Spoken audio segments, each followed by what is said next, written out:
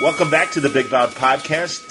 John Suntress here, and along with me via auto is Dave Schuster. He's on the road. How are you doing, Dave? I'm doing great. They talk about Carphone Dave. Well, today I'm Carphone Dave, I guess. So I'm doing good. This is great. I mean, technology is a wonderful thing. If you could do a podcast while driving down the highway, well, God bless. That's what we're doing. On your way to some baseball coverage, but making time for some boxing coverage. This is good. So, last weekend, a lot of knockouts, and I think in the wake of course, the tragedy of a couple weeks ago, I can understand some referees. This is kind of the pattern. This is what I remember after Tex Cobb and Larry Holmes and Howard Cosell walking away, and Alex Arguello getting beaten really bad, and Dooku Kim and Boom Boom Mancini. So, unfortunately, I can recall other times when after a boxing death, we see referees ready to stop something. 100%. And as I was watching, the two fights that we'll talk about here shortly, Sure. That's exactly what I was thinking, and that's exactly what happened. The referees obviously were conscious of what happened the preceding weekend with not only one but two boxers died. We didn't talk about the other boxer who died down in Mexico, but they had two fighters who died over the last week with injuries from what happened in the ring. So these referees, they were very, very conscious. And I went back and took a look at both knockouts that we're going to talk about: Jose Ramirez over Maurice Hooker and Gervonta Davis over Ricardo Nunez. Yes.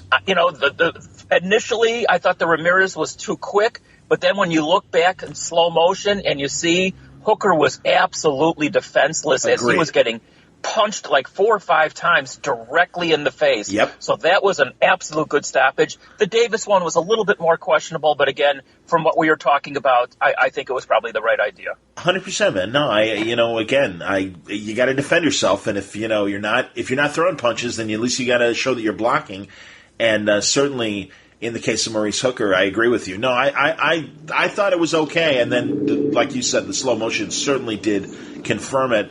And give Ramirez all the credit in the world for being able to stop Maurice Hooker. I thought Hooker was going to win, but good for Ramirez. That's great, and we unify two pieces of the welterweight title with him. That's fantastic. Yeah, here's where I was really impressed with Ramirez, and I hadn't seen that much of him previously. He obviously had the disadvantage of reach. I mean, Hooker had probably, 6 or 7 inch reach advantage. Now, normally when a guy has that kind of reach advantage, the other guy is not able to get inside. But Ramirez was determined to get inside, and that's exactly what he did. And I'm not taking anything away from Maurice Hooker. I think he's going to come back. He's still in the prime of his career, and I think ultimately he's going to be a welterweight because his body's going to fill out more. That's true. 140. You're right. They 140. Go on. And who knows, maybe he had a hard time even getting to 140. I don't know. You never know with these guys. But Ramirez really impressed me that he was able to overcome that disadvantage of reach. And I talk about this all the time. Why can't guys get inside? Why can't guys cut off the ring, especially if they have 12 rounds to do so? And you know what? If you're determined to do it, you can do it. And that's exactly what Ramirez did, and I was really impressed with that. I agree, and and they were, even with the stoppages, and these were action fights. I mean, I think these were good fights. I'm okay with it. And I'm okay with the stoppages and everything. I'm really surprised about Dylan White and him getting suspended by the WBC and the post-fight drug testing and everything. And, God, I mean, again, as, we couldn't help but notice when he stepped in the ring against Oscar Rivas how heavy he was. And now to even on top of that, have the performance enhancement call on him and stuff. I'm sorry, that just, to me, it diminishes him that much more. And it's like, okay, I mean, I'm not a Brit. I don't follow him moment to moment, and I know he's a big star in England and stuff. But it's like I'm not really convinced. And there's certainly enough heavyweights out there that he doesn't need to be in the picture if he can't manage to fight clean and look more impressive than he did against Oscar Rivas, even after beating him. Yeah, again, I don't know what he got popped for. Whether what it substance?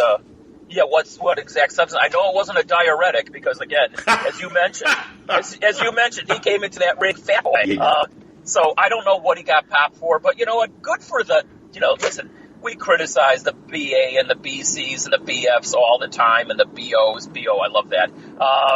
we criticize them all the time, but you know what? When they do penalize these guys for, drug substance and, an unfair advantage, then I got to say something nice about these federations. So good for them for, getting him. And it happened, who was going to fight? It was a Baby Miller who was also popped semi-recently. Right, yeah, so, that's what caused Ruiz Jr. to fight Anthony Joshua when Baby Miller got caught. Absolutely. Yeah. No, this is ridiculous. Good for the federations that they at least adhere to their rules when it comes to this. Absolutely, man. So again, I think it was fun. It was an entertaining weekend of boxing. I think everyone, especially coming off the shadow of the 2 ring deaths and everything, everyone's a lot easy. But I think we got good action, and there were some interesting results, and I'm okay with that. I also am interested in some of the fights that are being considered coming up. Like Tyson Fury's nephew or cousin Huey, or his brother. Or is it his brother or his cousin? It's his cousin. It is his cousin, Huey. Yeah, Mm-hmm. Huey may be fighting Povatkin. I think that's fantastic. And also the word that Tyson will be fighting Charles Martin, which I'm totally for. Charles Martin, for a blink, if you weren't careful, you missed his very brief IBF heavyweight title reign. But why not? I think in both cases, I think Huey. That's a good step up in competition, and I think why not? Let's see what he can do against Povatkin. And I think for Povatkin, if he beats Huey Fury, that puts him back in the title mix as well. So I think that's a great crossfit at the end of August coming up, and the same thing goes for Tyson fighting Charles Martin. Yeah, I guess on the Lomachenko undercard, or one of them's going to be. I think maybe actually it's Huey's fight that's on the Lomachenko undercard.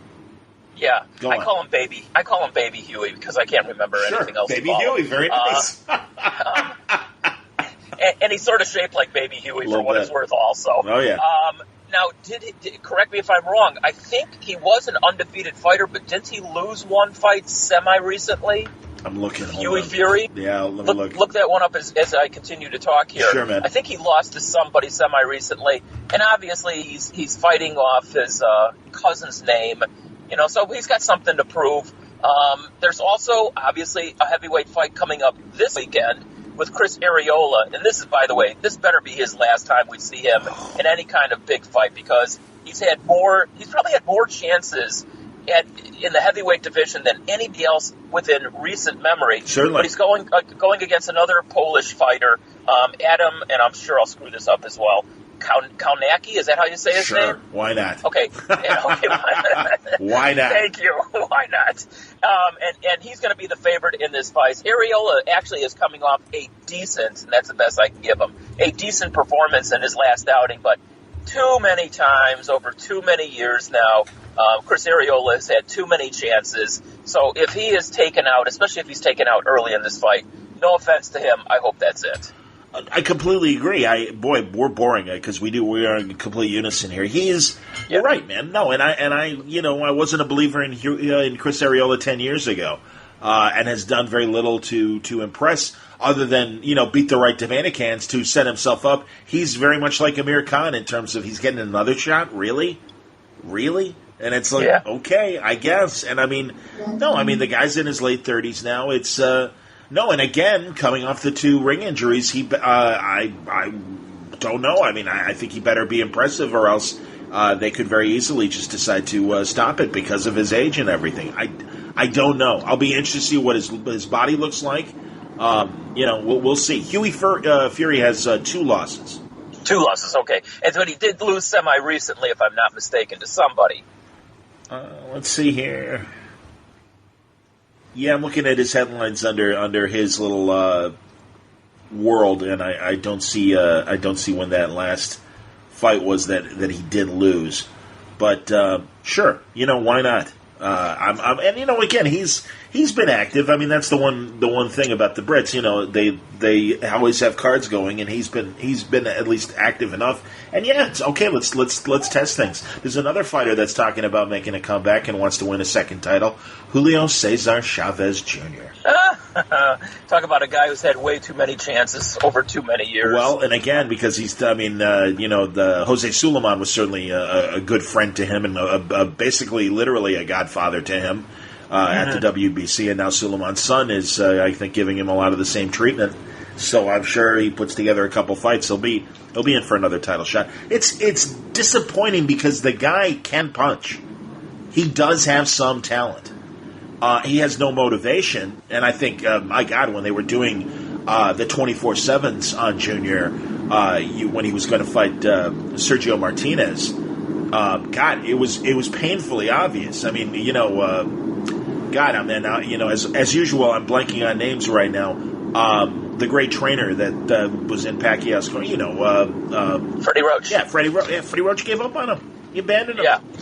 I mean, Well, go ahead. I was gonna say that's because he either couldn't make weight, or he was lazy. He was late for all these different training sessions, et cetera, et cetera. It's funny you mentioned that Martinez fight because he was being shut out and blitzed, obviously, in that fight, and then he had the one-punch knockdown in that final round, which almost gave him a chance to win that fight. Sure. So he's been an interesting fighter. I can't say, and you're right, he can punch. Like I said, he knocked down Martinez and had him in trouble until the final seconds of the fight after being blitzed the entire fight. But then he won against Canelo Alvarez, and he was just an absolute dog. That was just stealing money for him in that fight. No, and exactly no, and really against Canelo, I think he showed his lack of determination. And again, Canelo, being the talented guy that he was able to dip in and dip out and outpoint him. Yeah, in the case of Martinez had that bum leg that was always kind of a problem with him in the later stages of his career. I've always been a Sergio Martinez fan. He is like, to me, 21st century Marvin Hagler, where just no respect whatsoever. There's an incredible documentary. It used to be on Netflix. I believe it's still on Amazon Prime, all about Sergio Martinez's career. And they even let you get inside. I don't know if you ever saw it, but they were at the WBC rankings, and you saw Lou DiBella, the promoter, pleading in an open meeting on behalf of Martinez. And this was when Jose Suleiman was still around. And again, it goes back to the multiple belts and stuff like that. Oh, no, we respect Martinez. In fact, he's a super champion. And that's why he's our diamond champion. And, but Chavez Jr. has certainly done enough to be a champion as well. It was ridiculous, but it was very, very interesting. And yeah, man, no, he was the Rodney Dangerfield of the middleweights. No respect. So. But he was a really good fighter. Tremendous fighter. And as you mentioned, a really determined fighter.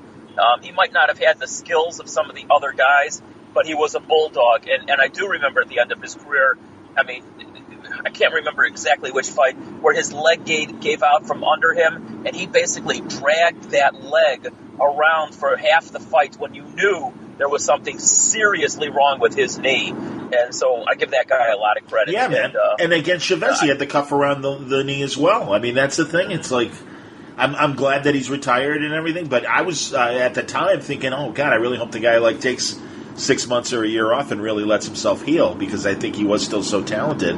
But no, I'm actually kind of relieved that he has retired and everything and moved on. So, he's unbelievable. What else is going on? Well, I mean, there was a couple of other fights this past weekend, none of them really major. One of the undercard fights on the Gervonta Davis-Ricardo Nunez fight was and I'm sure I'll screw this up too, Yurgis Gamboa, is that how you say it? That's right. Am I close? Yeah, no, I believe that's how they were pronouncing it. I think you're right. All right. Who's going to call me wrong?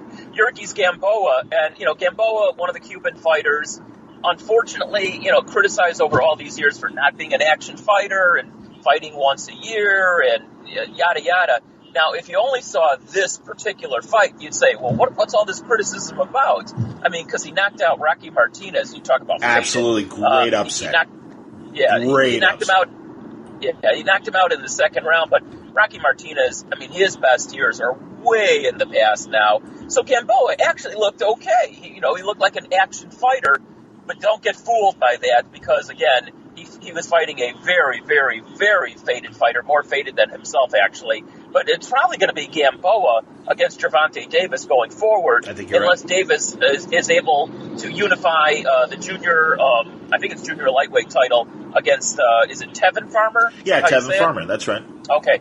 Now, I didn't get a chance to see that fight. I think that was on this home card, but I didn't get a chance to see that one. I know he won his fight unanimous decision. So, there's some really good matchups. There's one other thing I wanted to bring up. We were talking about Tyson Fury.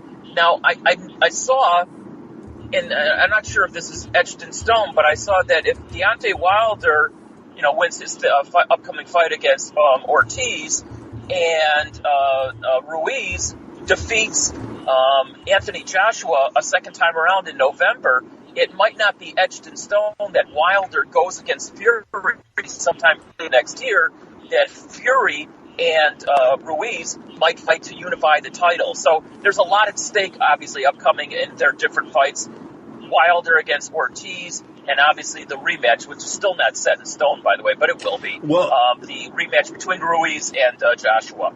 I agree, and it's interesting regarding the Joshua-Ruiz rematch that now Ruiz, that's the thing, man. I was expecting this a little earlier, but now Ruiz is kind of talking up, and certainly after the Dylan White fight, maybe I don't want to fight in England. Maybe I can't trust, the BBC out there and how they're judging fighters if they cleared Dylan White, and it was the WBC that caught him with the doping and everything. Very interesting, and I agree with you. I'm sure everything will be settled in time for it to happen and everything. But I don't know. I don't know. Again, Ruiz Jr. He's got the belts. It's very and he really doesn't seem to have much say in this promotion. I understood he signed the contract, but you would think there'd be a little leeway for the guy that actually is walking around with the belts and won the first fight. It's interesting that you make mention of that, because I was just going to pose the question: guy who has the title now, and that's obviously Ruiz, or is it Joshua, who obviously is still the bigger name? Which guy is the A-side fighter going into this rematch? Well, again, I think because it's Eddie Hearn and it's Anthony Joshua, they've got it's always about the dollars, man. Again, the titles, this again shows you the meaningless of the titles these days. And it's crazy. He's got 3 of the heavyweight belts. You'd think that should make him the A fighter in this situation. Back in the day when Buster Douglas upset Tyson, Douglas was the man, but he had to walk away from King to do it, and luckily found an independent promoter in Steve Wynn and the Mirage to kind of give them the money and the added legitimacy. But now I do think it's fighter-promoter relationship first, and titles are nice, but they're not the be-all, end-all. And yeah, man, I do think that Joshua's still the A fighter in this one. Absolutely he is. Of course he is. Yeah, I tend to agree with you on that one. It's not right. No, it's not right. If you win the title, the champion should be the A-side fighter. But in this particular instance, it was such an upset that maybe that's part of the reason why. I don't know. Well, I get that too. I agree with you that Joshua is the A-side fighter. Yeah, I get that too, man. But no, again, this shows you how messed up boxing is. And that is, as we know, part of the fascination of the sport is how messed up the sport is.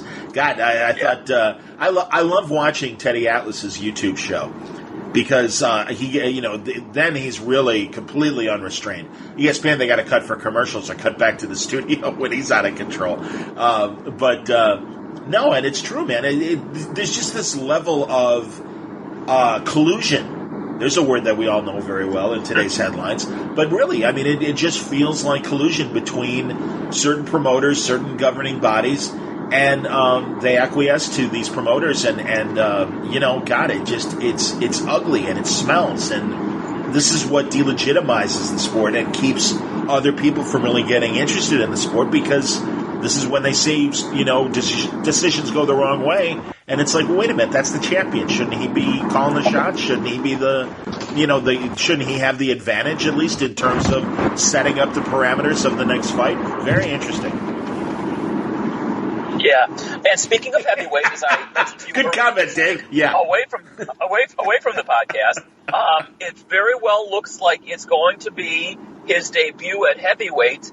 I'll just say his last name. I can't pronounce his first name. Usyk. Yeah. Usyk, who will finally graduate from the cruiserweight to the heavyweight, and he will finally, it's been long overdue because of injury, right. Unfortunately. He is going to fight, and I'll say his last name also, Tellem, as a heavyweight, and it will be right here in our backyard here in Chicago. It's scheduled to be either October 12th or October 19th.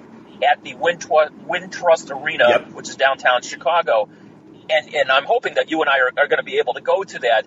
And for all those who are listening who have seen boxing and are big boxing fans, if you have not gone to a match and witnessed it in person, it is the world of difference from what you watch on TV. It really is. And even for myself, the first time I went to a fight after watching fights numerous years on TV and witnessing it up close and personal, especially almost by ringside, it is unbelievably different from what you see. It's much more vicious, obviously. Oh, yeah. And I'll recite you a quick story. This is a long time ago.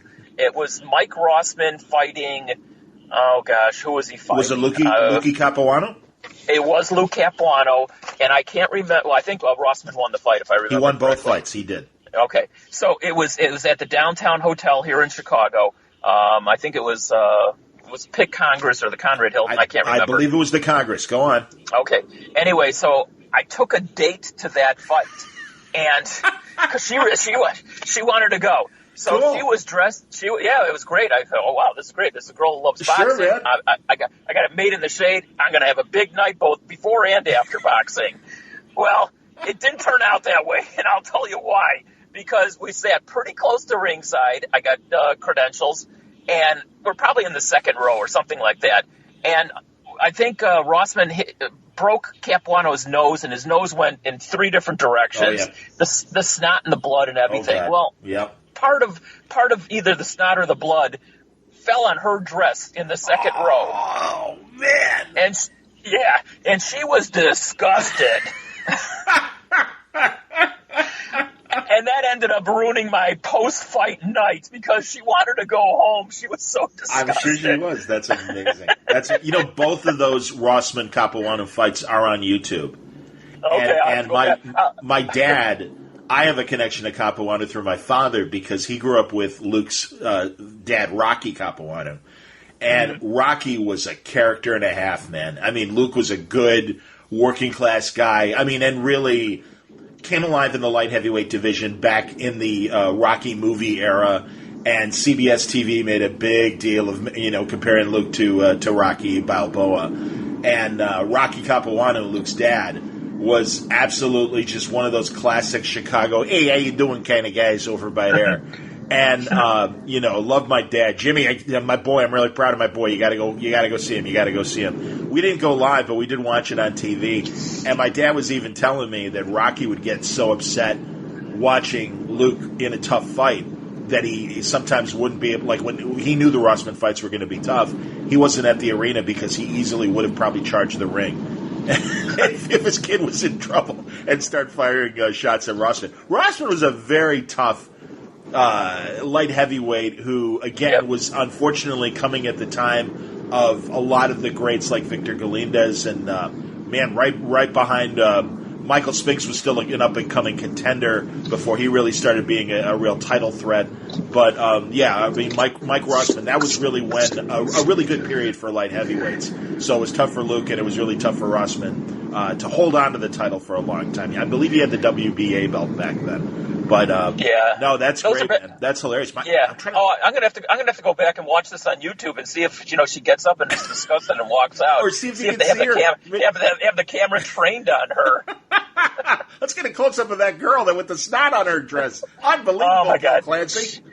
She was wearing like a yellow chiffon dress, and oh my God, was she disgusted? Oh, that's funny. Another story. I love that's amazing. Real fast. I love seeing old fights when I used to be on the beat for Boxing Illustrated. And every now and then I could see myself in, sitting on press row, and I'd say, "Oh, look, there I am." That's cool. So and we've been fortunate. I mean, there have been some pretty decent, I would say, great fights. But here in Chicago over the years, I saw James Quintillis fight at what was the Allstate Arena back in the day. The Fighting Cowboy, I think he was what he was called. Wasn't he fighting Weaver? Was it that Weaver fight, Mike Weaver? It was against Weaver, yes. Then I saw Weaver also fight at the United Center, and I can't remember who it was. And that was a really upsetting, not so much the fight itself, but after the fight, Don King promoted that one. And Don King, after the fight, we were at a press conference, and I needed like one actuality from Weaver. And Don King went on an oration, and it was nauseating. It was 45 minutes, and I was all but ready to stand up and say, "Shut the you-know-what up." and let us talk to the guy who just fought here, not you.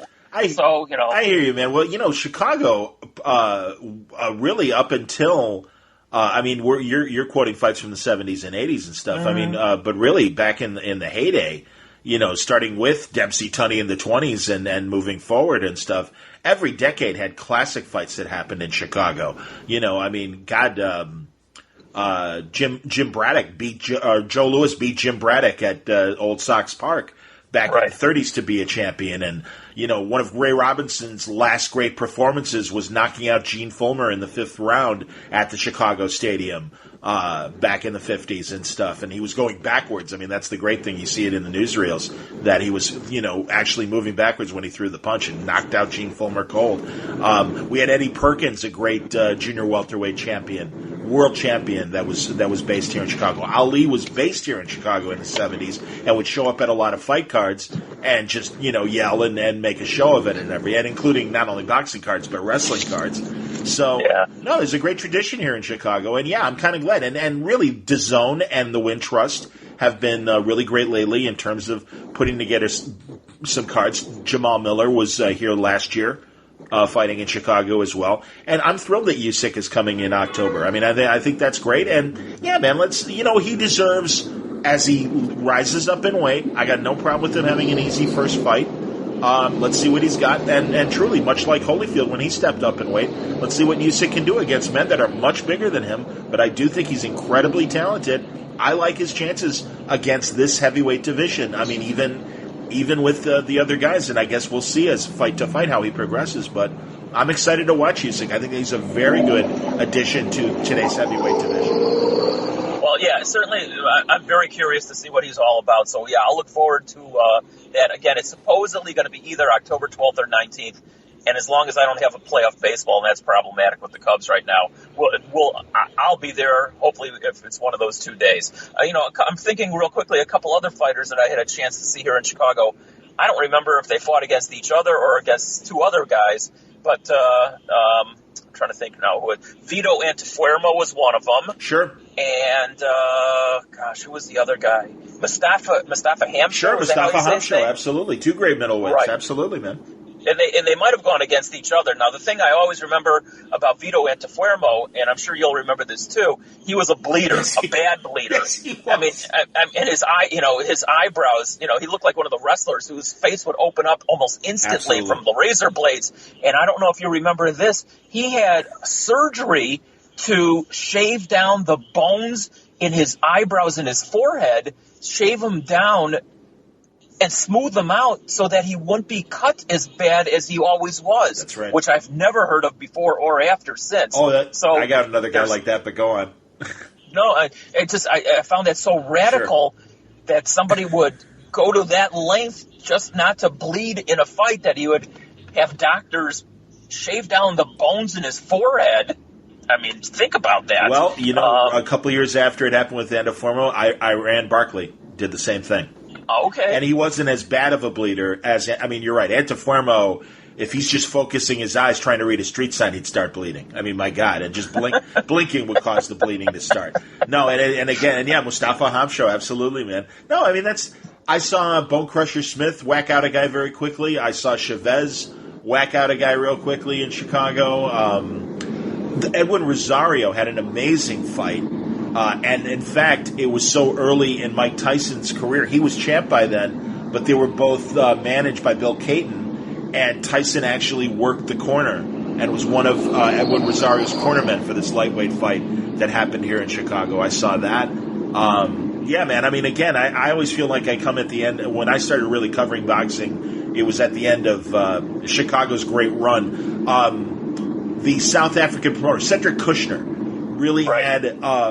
he really kind of claimed after Bob Arum, because Bob Arum, I think in the 70s and 80s, had a lot of top-ranked fights here. And I think he got frustrated with a couple of the local promoters. I know Ernie Terrell, he would always tease Ernie Terrell. In the early days of ESPN, they had a 3-hour block for fights. and every fight they had scheduled was a first-round knockout because the opponents were so bad. And so they literally had to, like, fill an hour back in these early ESPN days of them just, talking heads. And Bob Arum was so angry. And, like, I'm never going to promote another show in here with this kind of talent, or lack thereof. It was hilarious. But then, yeah, Cedric really took over when I was covering boxing in the late 80s and into the 90s. And, yeah, so now it's an open territory again. You got guys like Bobby Hitz. Don Pizzola used to be one of the local promoters that used to put on shows. I'm not sure if he's still doing it or not. But, yeah, and I don't even know who's behind the Wintrust group that is working with DAZN right now with these new cards. We're going to have to do a little sniffing. But, yeah, we're going to have to make that connection happen, man, and hopefully get to these Saturday night fights. And this weekend we got some decent fights. Yeah, you mentioned Kushner. Yes. When I think of Kushner, talk about heavyweights again, you remember the heavyweight that he was South African Jerry Coetzee. Sure. That was the guy he was promoting, and what I remember about him, he was big and burly, and he might have been the hairiest heavyweight I've ever seen because right both front and back, he looked like a walking rug. Well, that was during that rotating WBA heavyweight champions where Michael Dokes had the title for a couple seconds, and Coetzee did, and guys like that, while Larry Holmes held on to the WBC title and beat everybody they threw up against him. Tim Witherspoon had the title for a couple minutes. Yeah, man, no, you're right about that. And, Cedric Kushner was a rock promoter. I mean, right, that's correct. Made his bones like promoting big rock acts. And that's kind of where his seed money came from, and then he got into it. There's again, and I don't remember the title of it. It might have either been a PBS Frontline or something like that, but there's a great documentary where they focus on Cedric and one of his heavyweight claimants, one of the last ones of either the 90s or the early 2000s before he passed away, and just all the negotiations and having to deal with other giant promoters. I mean, he was always kind of the last man on the totem pole in terms of the Kings and the Arums, the DeBellas, and all these others, but always would manage to have a European that would suddenly find himself with a belt, and he would he would make things happen for that guy. It was very interesting, and this was kind of the height of when I was covering boxing in the 90s. So I got to go back to one of the names that you made mention a few minutes ago, talking about when he was a bleeder also, and Iran Barkley was. You're absolutely right.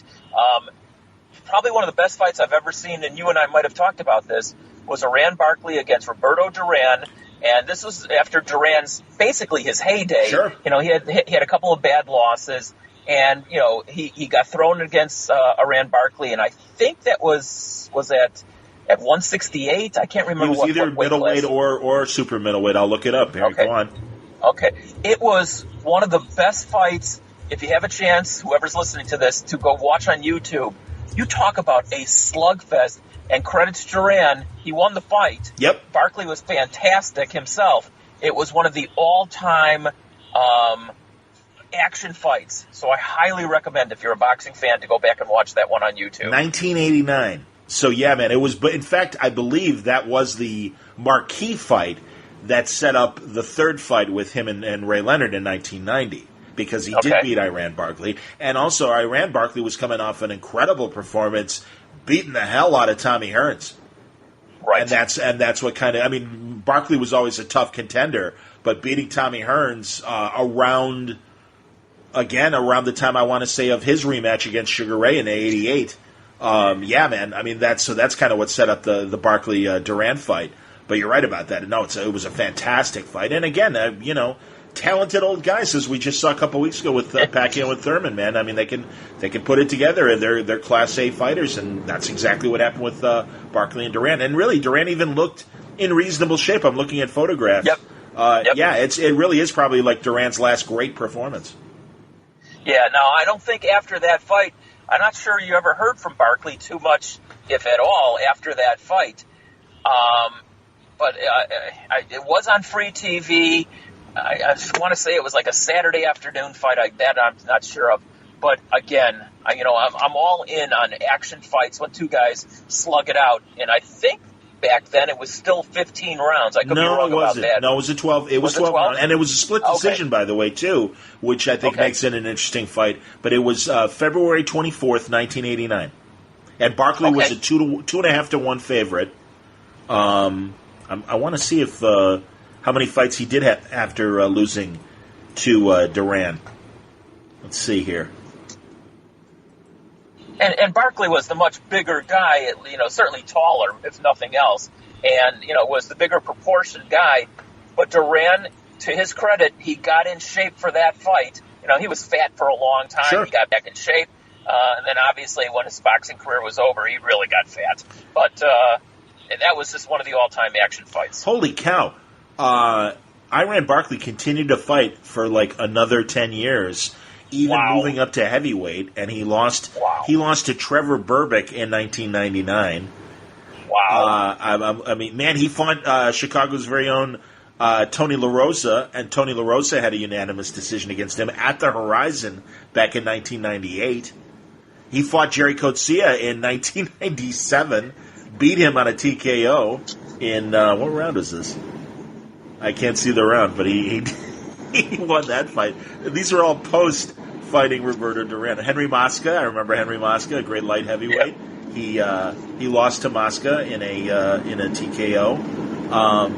That's amazing. Oh yeah, no, Iran Barkley was a vicious, amazing fighter from the Bronx, and always a threat in his prime. Great fighter. I remember when he beat Michael Olajide, a very slick boxer that Angelo Dundee was training in. Everyone thought would be one of the next middleweight champions, and he lost against Barkley. So, you're killing me, man. This is good stuff. See, this is what I want to talk about, the old stuff. And obviously, this is the stuff that's right there at the top of my brain. Oh, sure, I can tell you all about 1989. No problem. 2019, not so much. That's called senility, yeah, by the way. I'm aware of that. And I resemble that remark often myself. Oh, God. Talking about this weekend, there is one other fight besides the Kaunacki fight against Areola in the heavyweight division. There is a light heavyweight. We're going to go back in time for this guy also. Jean Pascal is fighting Marcus Brown. So I don't know if that's being televised or not, or maybe it's actually even on the card with the Areola Kaunacki fight. But that's another fight this weekend. And then I don't think there's any really major fights over the next couple of weeks. But I still say, like I said on our last podcast, that there's a lot of big fights that are about to be signed that you should be hearing about over the next week, 2 or 3, that will be in the fall. So I'm looking forward to all those being unveiled. Well, absolutely, and we do. We have a Fox card, or we have an ESPN Plus card. I know that, and we have a DAZN card. I believe the Areola thing is the ESPN card. I'm looking here to see what else on this weekend. There is a Fox card. That's the Kawaki Areola fight. Right. But then we got Fowler against Rose on DAZN Friday night. I don't know, man. But there's definitely some things to talk about next week, and happy to. Can I caution all our listeners that if they're going to record, like I always do, if I'm not home on Saturday night, which I might not be, so I always come back late at night, like at midnight or even the next morning, and watch the fights. But when it comes to the Fox fights, and it usually says local time, they're from 7 to 9. Tack on at least another hour, 100%. Because invariably they throw in some, podunk fights that you really don't care about, and then the main event doesn't go on usually until it's scheduled to go off. So tack on at least another hour if you get a chance to do that. No, you're right, man. And I got burned a couple times earlier this year for that very reason. And you're right, I do the same thing. And because that is, unfortunately, I haven't figured out, and maybe there is some place on demand where Fox fights do up in the cloud somewhere where you can rewatch them. But I do know that, I mostly thank God for the DAZN and ESPN things where if you do miss it live, they're sitting in the cloud for you as soon as you are able to watch them. But, good stuff, man, as always, and good memories of some classic fights as well. And we'll reconvene next week and tell you more here on the Big Bout Podcast. Thanks, Johnny. Appreciate it.